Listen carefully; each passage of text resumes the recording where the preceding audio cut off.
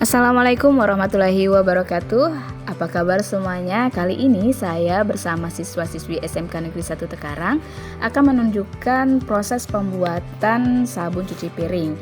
Nah, apa saja alat dan bahan yang digunakan, lalu bagaimana cara kerjanya? Mari simak video ini sampai selesai. Nah, untuk alat yang digunakan itu berupa pengaduk, kemudian wadah berupa ember.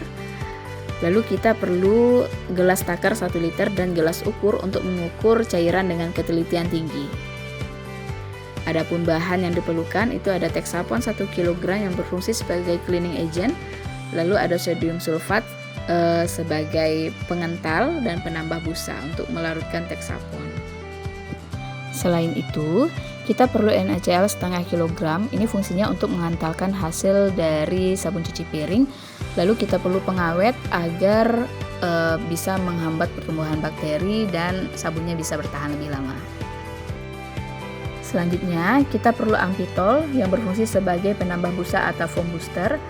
Lalu gliserin yang berfungsi untuk melembabkan dan menenangkan kulit sehingga terhindar dari iritasi, gatal-gatal dan panas pada saat menggunakan sabun. Kemudian ada Vicks aktif yang berfungsi untuk pengikat aroma sehingga harumnya itu bisa bertahan lebih lama. Lalu bibit parfum, nah ini disesuaikan dengan keinginan masing-masing. Kalau kami menggunakan aroma jeruk nipis. Nah, kemudian ada pewarna yang berfungsi untuk memberi warna pada sabun. Ini disesuaikan dengan aroma yang dipilih. Kalau kami memilih warna hijau karena tadi disesuaikan dengan aromanya jeruk nipis. Berikut cara kerjanya. Langkah pertama, kita tuangkan terlebih dahulu Texapon ke dalam wadah yaitu ember.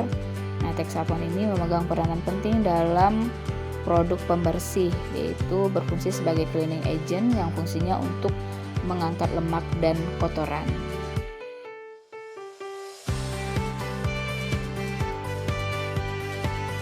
Selanjutnya kita masukkan setengah kilogram sodium sulfat ke dalam ember yang sudah berisi Texapon, kemudian diaduk hingga larut. Setelah larut, kita tambahkan kembali setengah kilogram NaCl ke dalam campuran Texapon dan sodium sulfat. Ini fungsinya untuk mengentalkan sabun juga. Tapi ingat jangan terlalu banyak NaCl karena kalau terlalu banyak sabun yang dihasilkan akan menjadi lebih encer. Jadi ini diaduk terus sampai larut.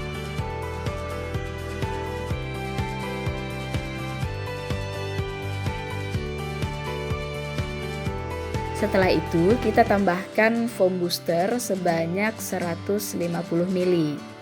Nah, ini berfungsi sebagai penambah busa pada sabun.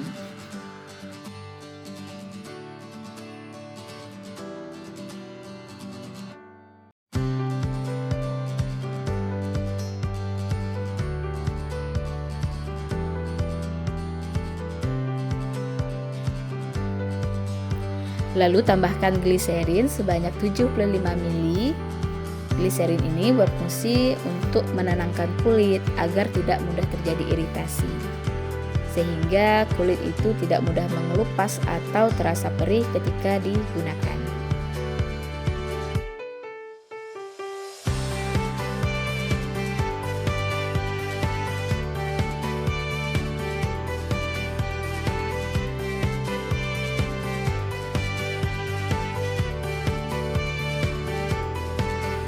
Agar sabun yang kita hasilkan itu bisa bertahan lebih lama, maka kita perlu pengawet. Nah, pengawet yang kita gunakan adalah EDTA. Ambil sedikit saja, kira-kira 3 gram, itu kita larutkan menggunakan air, lalu kita masukkan ke dalam campuran yang sudah kita buat tadi.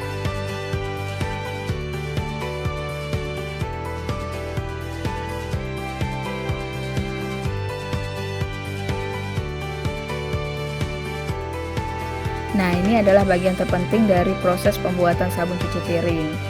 Air yang kita gunakan ini air mineral, jangan air hujan. Ini untuk mengantisipasi adanya zat-zat pengotor pada air, sehingga hasil dari sabun cuci piring yang kita buat itu lebih maksimal.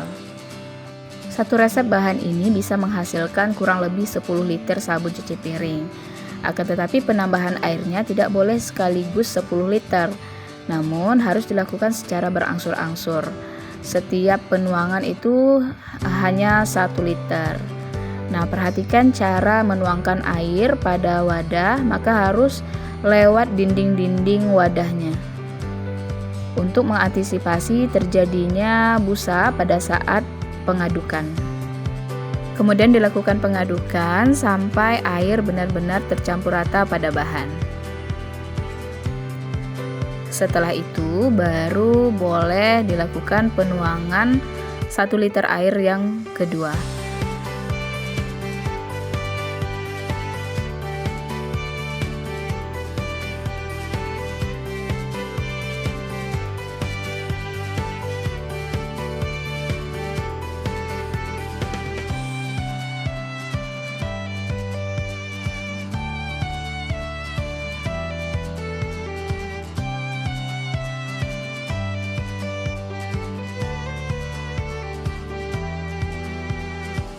Begitu seterusnya sampai dilakukan penambahan air yang ke-8.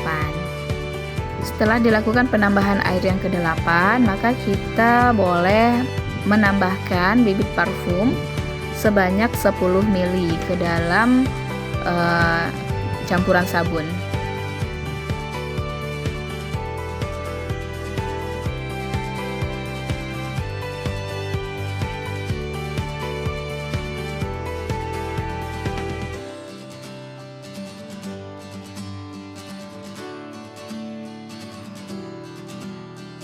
Untuk mengikat aroma jeruk nipis yang kita tambahkan pada campuran, maka kita memerlukan Vicks aktif sebanyak 5 ml. Jangan terlalu banyak karena ini akan berpengaruh pada saat kita mencuci piring plastik. Nah, itu akan kuat sekali menempel pada piring. Setelah ditambahkan Vicks aktif, maka kita lanjutkan pada penambahan air yang ke-9 dan ke-10. Nah, untuk menambah warna, kita berikan warna hijau pada sabun. Ini kita ambil sedikit saja.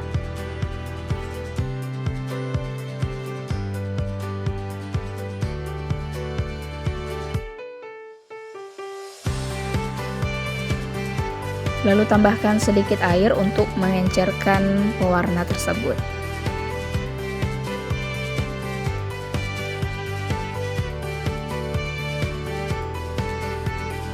Tambahkan pewarna pada sabun secara perlahan.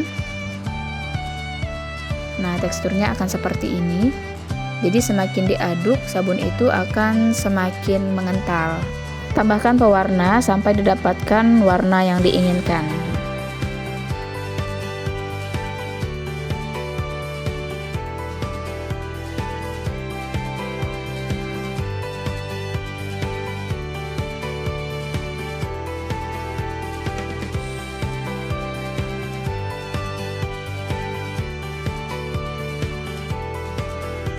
Tahapan selanjutnya adalah pengecekan tekstur dari sabun, apakah kekentalannya sudah sesuai dengan yang diinginkan atau tidak.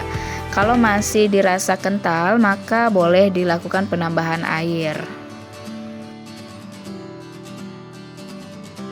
Dan ini hasilnya setelah sabun diendapkan selama 24 jam. Warnanya menjadi hijau pekat, kemudian teksturnya menjadi lebih kental.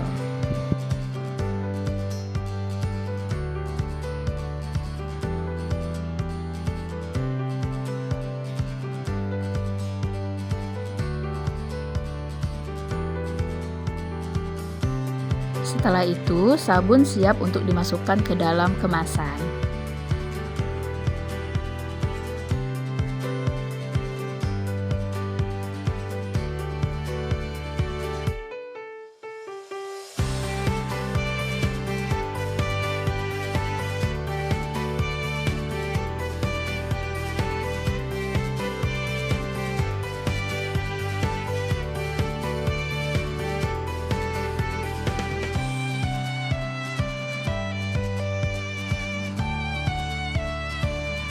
Sekian dari kami, semoga bermanfaat. Wassalamualaikum warahmatullahi wabarakatuh.